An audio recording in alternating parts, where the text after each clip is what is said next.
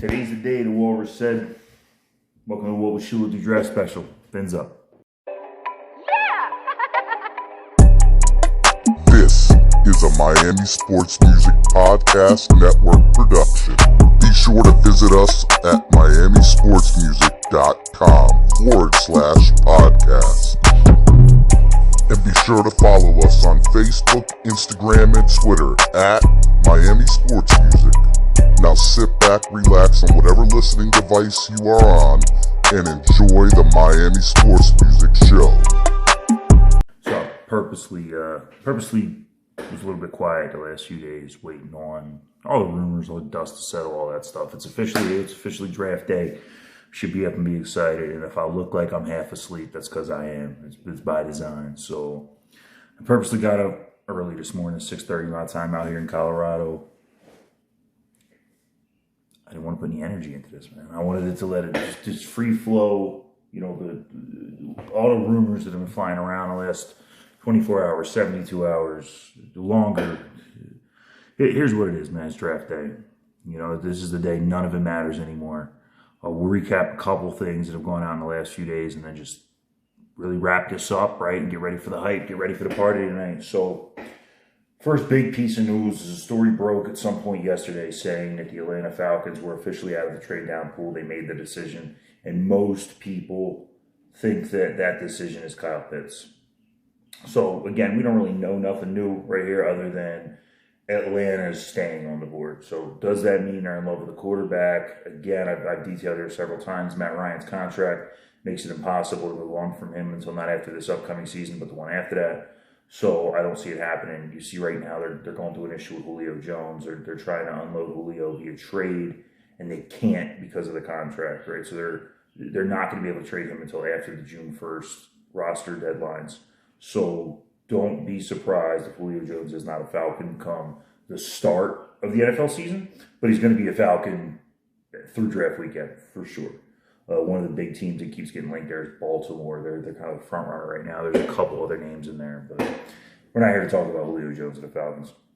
So the next thing is the Bengals, of course. It's only really gotten more cemented. The Bengals are taking Jamar Chase. They seem to have that locked up at this point. You know, he's going to be there. You know, the Niners didn't trade up to take a receiver. The Falcons, it doesn't look like they're taking a receiver. You know, now, hey, there's always a chance the Falcons take a guy like Chase, right, because they plan on moving on from Julio. Who knows?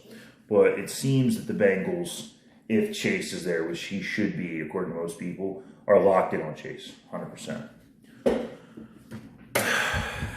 Then comes us. So to put in perspective, you know, I don't want to dabble on, you know, could we trade down for a half an hour? I want to make this video really short because I want everyone to get out there and celebrate draft day. I want to make sure you guys are watching it. But it doesn't seem likely to me. It hasn't seemed likely to me, honestly, for the last couple of weeks. You know, after some of the moves yesterday, if you're not up on the news, the Broncos traded for Teddy Bridgewater. They gave up a late-round pick. So that, in my mind, kind of cements them as not going quarterback or not trying to trade up to get a quarterback right now. You know, I don't think that the mixture of Drew Lock and Bridgewater is the long-term answer. I think they're going to try to go into the season with Drew Lock as the starter, unless Bridgewater just completely outplays him in camp. I don't believe in Bridgewater. I liked Lock when they first drafted him. He's proven to me he's not a franchise quarterback in the NFL. They're going to give them both a shot. They're going to ride out, see what they got, but don't be surprised to see us sitting back here this time next year talking about the Broncos looking for a quarterback, you know, maybe even free agency start. There was a rumor out late last night that the Patriots were working on a trade and a new contract for Jimmy Garoppolo. News this morning is that the Niners are not likely to move on from Garoppolo, so you got to kind of pick a source and believe it there. The only reason I bring this up is because, you know, teams that could potentially be talked about in trading down with us trading back from 6. Honestly, I don't see it. I just don't. In my opinion, and I've said this a couple times, if Penei Sewell is on the board and Miami does not draft him, they made a massive mistake, especially after trading Eric Flowers back to Washington a couple days ago. Listen, that's what it is. So what I'm going to do over the next couple minutes is just give you guys a brief breakdown of some of the players that our draft would not be a complete train wreck if we drafted. at 6. So here we go.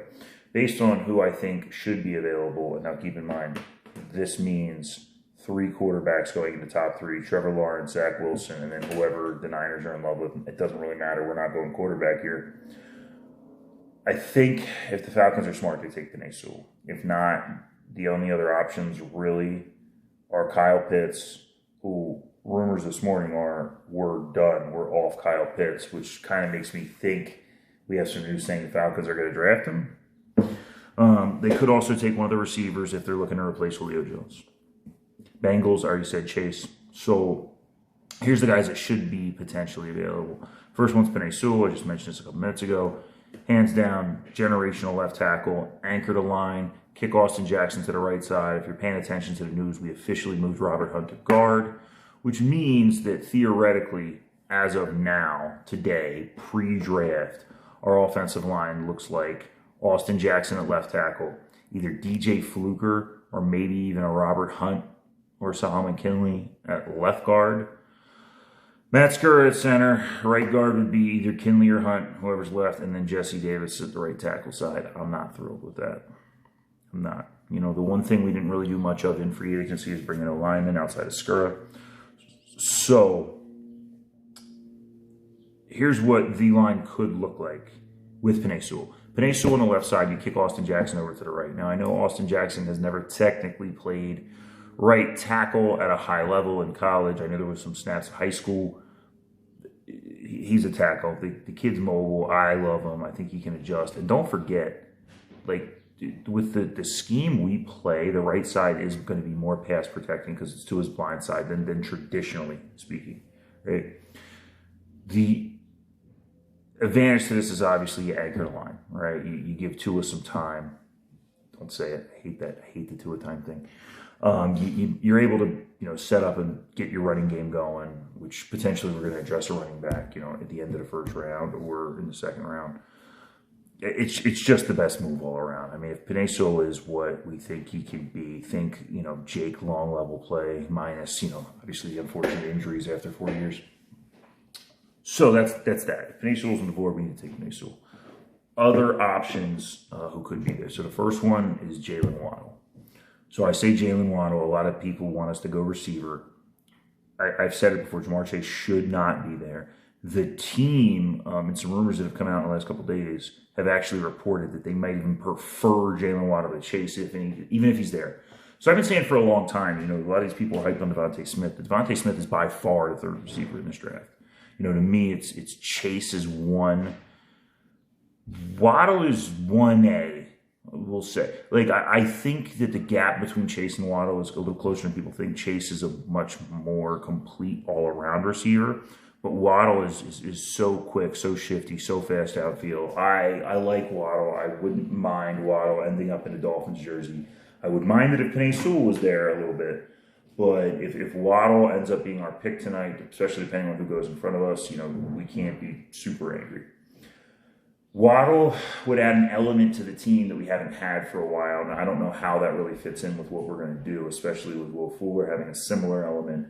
Maybe Fuller is just here on the 1-year deal and we don't plan on re-signing him down the road. Or maybe we want to build a lot more speed, downfield to begin with. Not sure. But Waddle offers a lot of upside.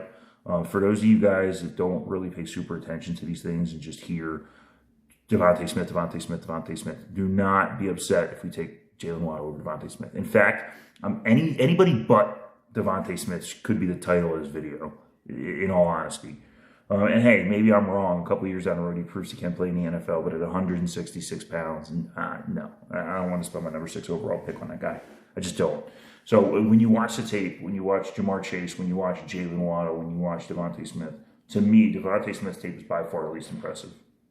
Chase's is great because you're looking at everything you can do. You're looking at the body control. You're looking at the release on the line, the route running hands. Waddle's is easily the most fun. I mean, Waddle has that shifty move to get past guys off the line. Waddle burns guys deep. Waddle's frame is it's just strange looking. He looks like he shouldn't be able to run that fast. It's weird, but it's fun to watch. And, at the end of the day, there is some upside with him being a teammate of Tua's, at one point in Alabama. We'll see what happens. I don't want to dwell on it. I think I don't think we should go receiver. If we do go receiver and Jamar Chase is gone, Jaylen Waddle should be the guy. The next guy, Rashawn Slater. So for those of you who don't know who Rashawn Slater is, Rashawn Slater played at Northwestern, and I profiled him a little bit here. A lot of people project him as eventually playing right tackle in the league, but starting as a guard or even a center. So the one good thing about him, I shouldn't say one good thing, there's a lot of good things. One of the great things about him is that he has the versatility. So he can play really any of those positions. I don't see him as a left tackle in the NFL just because of the size. But again, you know, he can play in right tackle. He's going to have to pass protect a lot for Tua. The beauty of it is, like right now, we could slide him in at really any position. And if we were in, you know, a spot later on, like next year maybe, where there was a really good tackle on the board, we can still grab that tackle and slide him inside, potentially solve our center problem. Rashawn Slater, a lot of scouts actually prefer him to Penei Sewell. Now, I don't get it. Just being honest, I don't see why. You know, some guys are holding the COVID opt-outs against some of these players, and Sewell was a COVID opt-out. A lot of teams are not. At the end of the day, I don't think he's better than Sewell, but I think he would be a great asset to our team. So I would not be super angry if we end up going Rashawn Slater at 6. Micah Parsons, I talked about at length here. You know, initially, Parsons was the top guy on my board before we landed the number 3 pick. But I thought there was actually a chance we could get Sewell. So Parsons is still in play here. Now, a lot of people have Parsons sliding down a little bit, but really the only reason for that is because of how the draft lays out. You know, there's a bunch of teams in the top 10 that, you know, are definitely going quarterback. There's a lot of teams that we were, you know, pretty sure are going to go receiver. So Parsons has been on boards anywhere as low as 19.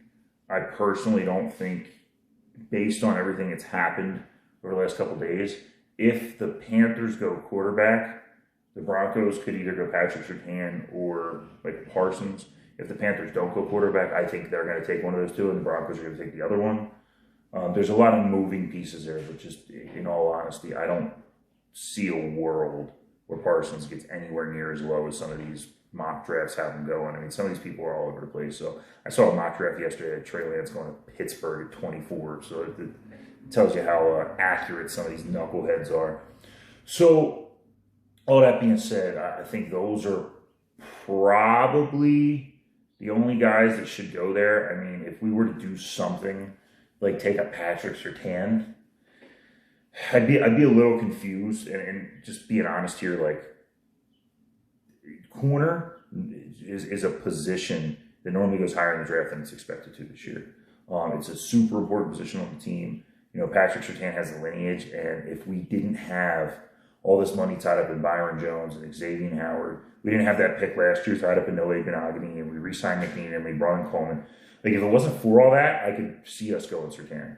So maybe there's like a draft day trade to move Byron Jones or something like that, and we pick up Surtain. That's really the only way I can see that. You know, I've stated several times that I like Byron Jones. I was very happy when we signed him. But his PFF grade last year and his on-field production doesn't scream someone that earned that contract. So take that for what you will. You know, I'm hoping that we hold on to Byron Jones and he has a bounce back year this year. But just another option, something that could happen. And then, of course, there's always the trade down scenarios. Again, I'm going to say this: anybody but Devontae. You know, I think it's a waste of a number 6 overall pick. And hey, if we take him, I hope I'm wrong. I do. But he's a small guy. Yeah, he got Alabama open a lot last year. But when I watch the game tape, it's just him running through zones and no one picks him up. Like, I don't think his hands are particularly great. I don't think his route running is particularly amazing. You know, I don't see him being able to get off the line against these NFL players, the corners and safeties. I'm concerned about his injury history. I mean, as a Dolphins fan, the last thing was a receiver. I shouldn't say history. Let me rephrase that. I'm concerned about him getting hurt because of his size. You know, this is a similar thing I said about Patrick Mahomes. You know, being a skinny guy, getting hit back there a lot.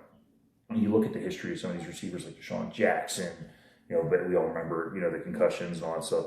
Like, he's just a small guy. You know, when you're talking about a receiver room that is Devontae Parker, that is Will Fuller now, like guys that have had injury histories.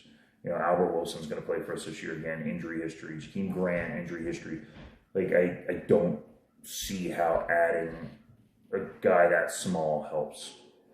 Sorry, I'm going to piss off some fans when I say it, but he's the third receiver in this draft. And I think most scouts, most, the people doing mock drafts and all that stuff are showing you that.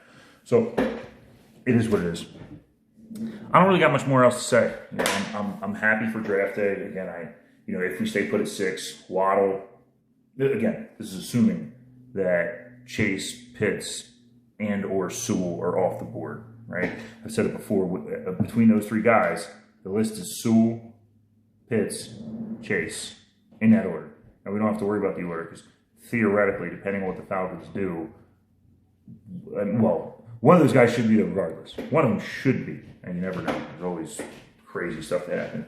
But if we're to stay put at 6 and we didn't get one of those guys, the only other people out there I would not be livid with us taking Rashawn Slater, Micah Parsons, Jaylen Waddle, potentially Patrick Surtain Jr., and that's only if there is a trade scenario for Byron Jones, not Xavier Howard, TD, where you have a guy, not X, Byron Jones. But hey, man, today's the day, Walrus said. So get out there, have some fun, live it up. Be ready tonight. I'm gonna crack my first beer here. I was waiting to do it with you guys. I do got stuff I got to do today, but it's draft day, right? We got to celebrate. Dolphins fans, this is a PSA. Please, patience, deep breaths.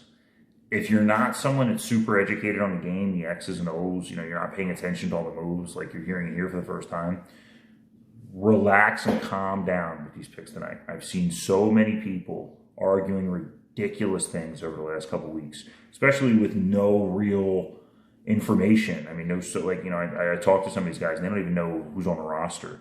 They don't know the X's and O's. They don't know how these players actually ranked and graded out last year. Stop. Seriously, we love you. We love having you. Buy the jersey, come to the games, celebrate, watch at home. When we win, we're going to get pumped up. But just calm down, take a deep breath. There's some great players available in this draft in the first round, in the second round, and potentially even the third round. Right? Don't be the guy that's screaming about something you know nothing about. Just relax. Gurr has a plan. The one thing I want to leave you with, you guys, is at 18. Couple options here. But if we don't go O-line at 6, I really think we need to look at going O-line at 18. And that's a pick I think we're more likely to trade back. Yes, Najee Harris, maybe Javonte Williams in the top of the second round are needs, right? We need that really good running back for sure. Yes, Kwity Paye would be a great option. I don't see us going safety that high. But we got to fix this O-line first and foremost. O-line is the key. Your quarterback cannot throw when he's laying on his ass. It is what it is. So I know it's not the sexy pick. For a lot of you guys, it's not the pick you're going to go out and get the jersey of, right? I shouldn't talk. I got my Mike Pouncey jersey upstairs when we drafted him in the first round. Trust, as a Sixers fan, you got to hear me out here, trust the process. We're going to have a big night. We're going to have an even bigger season, and I can't wait to share it with you guys. Fins up.